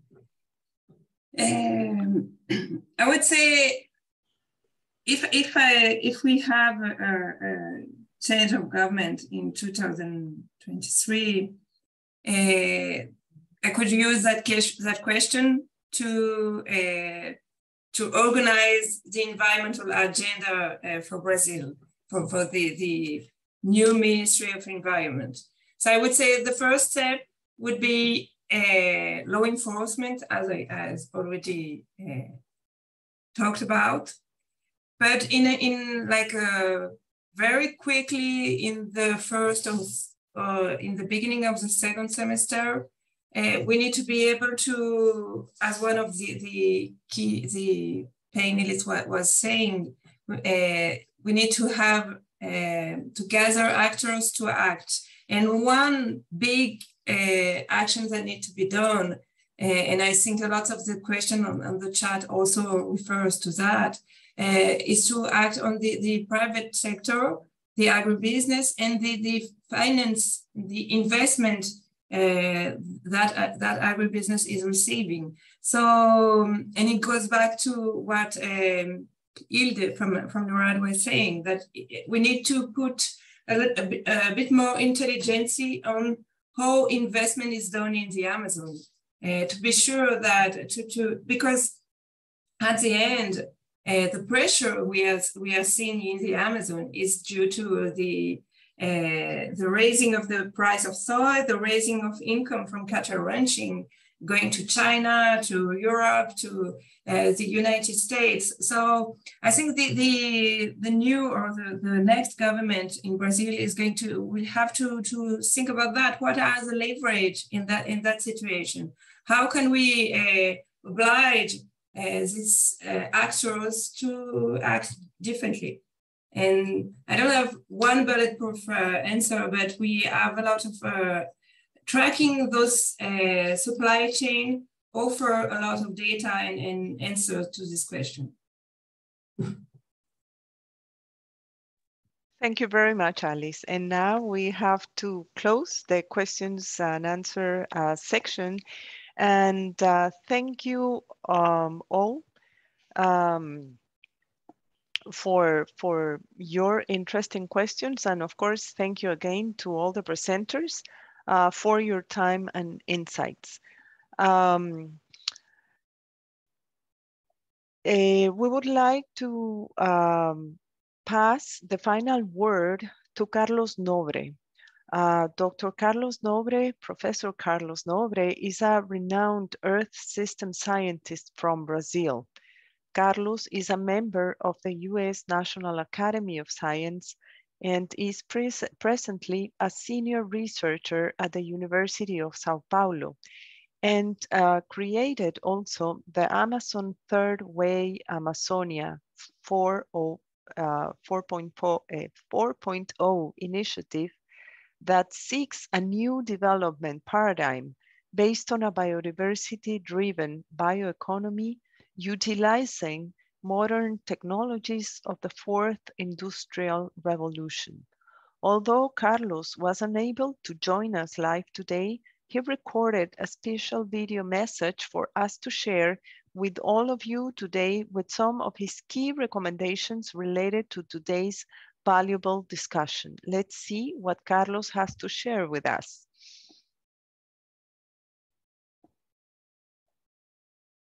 We know very well, and this is a particular issue, the science panel for the Amazon put forth, is the forest in the southern Amazon is very, very close to the tipping point of being transformed into a degraded open canopy ecosystem.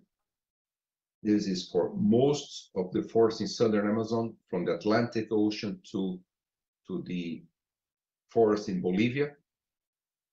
In this huge area, more than 2 million square kilometers, the forest is already showing all signs of being very close to this tipping point. And why is that so?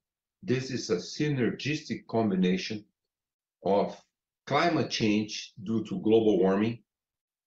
This has induced more frequent and more severe droughts in the Amazon. So we've had 4 droughts since 2005, very severe droughts, 2005, 2010, 2015, 16. There's a record-breaking drought in 2020. Before, historically, there was one large, intense drought every 15, 20 years associated with the equatorial Pacific El Nino phenomenon.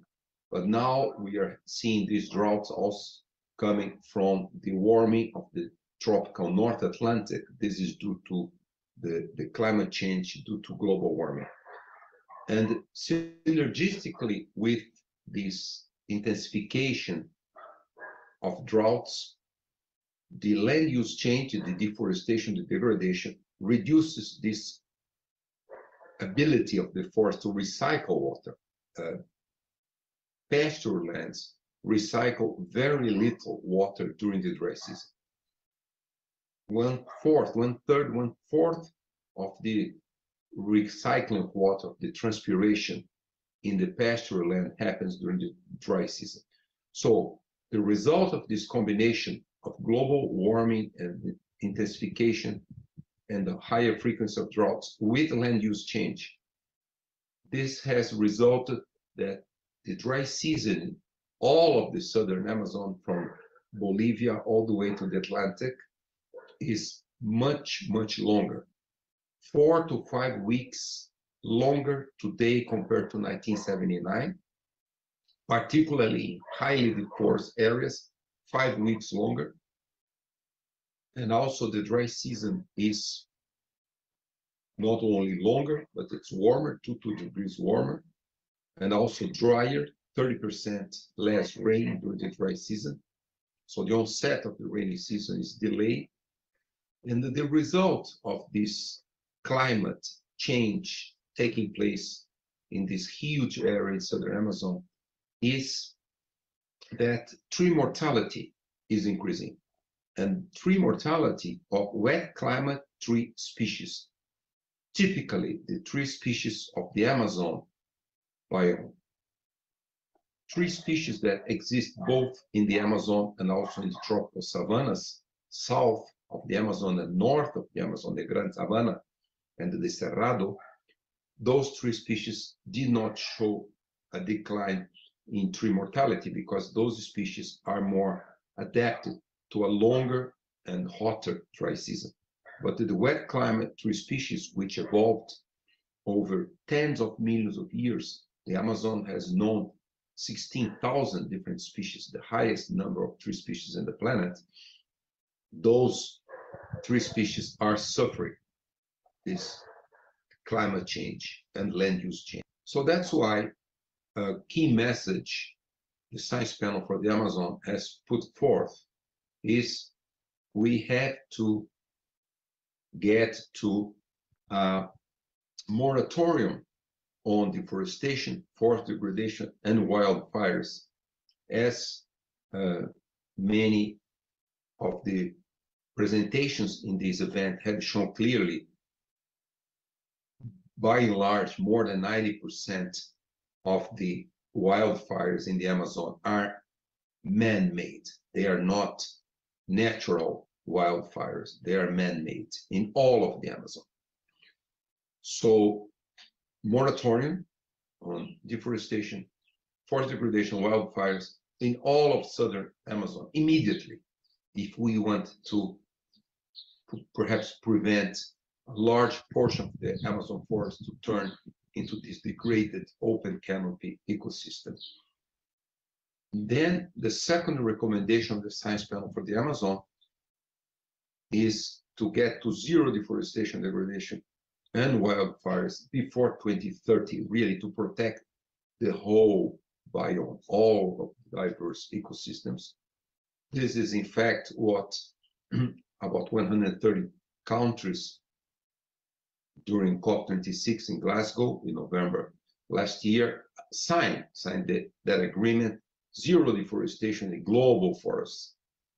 So this is really very important, really to switch this trend and really to get to zero deforestation, forest degradation, and wildfires before 2030. Both if we want to preserve, to save the Amazon, and also if we need to reduce emissions in Amazonian countries, most of the emissions come from deforestation. Then third recommendation from the Science Panel for the Amazon is to create a very large forest restoration project we call Arc of Forestry Restoration. We are going to release a policy brief being produced now by key authors of the Science Panel for the Amazon, promoting this huge, it should be the largest forest restoration project in the planet. So this is the third key recommendation. And the fourth recommendation from the Science Panel for the Amazon is also a very important one, which is really economically, does it make sense to get rid of the forest and replace by commodities, cattle, soy, corn, or mining? Does it make sense? Is this really the way to develop economically the Amazon for the Amazonian countries? And the answer and the science policy for the Amazon produce a few chapters demonstrating that the greatest economic potential of the Amazon forest is hidden within its biodiversity. It is there hidden within its climate ecological evolution recycling water. So this new economy, what we call a standing forest and flowing rivers bioeconomy, this is the greatest potential. We have had in all Amazonian countries already very good examples of communities which develop agroecological systems with many, many products from the forest, from terrestrial, also from aquatic ecosystems, and then these products from the forest, from standing forests and the flowing rivers, they are bringing a much better quality of life. So it makes sense socially, it's much more just socially for the Amazonian communities, and also improves their livelihoods. So this is a big challenge, but has the tremendous potential of improving the livelihoods of all Amazonian countries, but also improving the economy for all Amazonian countries, but also this new bioeconomy, standing forest, flowing rivers bioeconomy, has to merge the indigenous peoples and local communities' knowledge with science and technological innovation, with Industry 4.0, and really to improve tremendously the social and economic of the Amazon. So this is really the fourth and very important key message. And this is a challenge for all Amazonian countries. And I'm very positive, I'm very optimistic that we are going to empower all Amazonian populations to develop this new economy and to maintain the forest and to maintain all indigenous people and traditional population of the Amazon, and also to make the urban population of the Amazon to be benefited from this new economy. So this is the key message. We are continuing the work of the Science Panel for the Amazon. We are going to release 3 policy briefs during COP27 in Egypt, and also 2 policy briefs during COP15, the biodiversity COP, also showing the importance of maintaining the Amazonian biodiversity. Thank you very much. Apologies for not being present with you, but I wish the continuation of our work together, the scientific communities of all Amazonian countries, the stakeholders, but particularly and primarily all Amazonian people, all Amazonian population. Thank you very much. We know very well, and this is a particular issue. So thanks everyone for hanging in there with us for about 25 minutes longer. And we appreciate that everybody, your interest and your concern for the Amazon and for being here with us today. So thank you very much.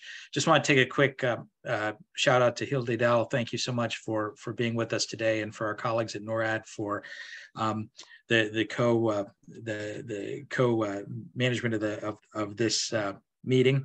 Carmen did a great job. Thank you so much for your facilitation today. And Danielle, Alice, Luis, Humberto, thank you all so much.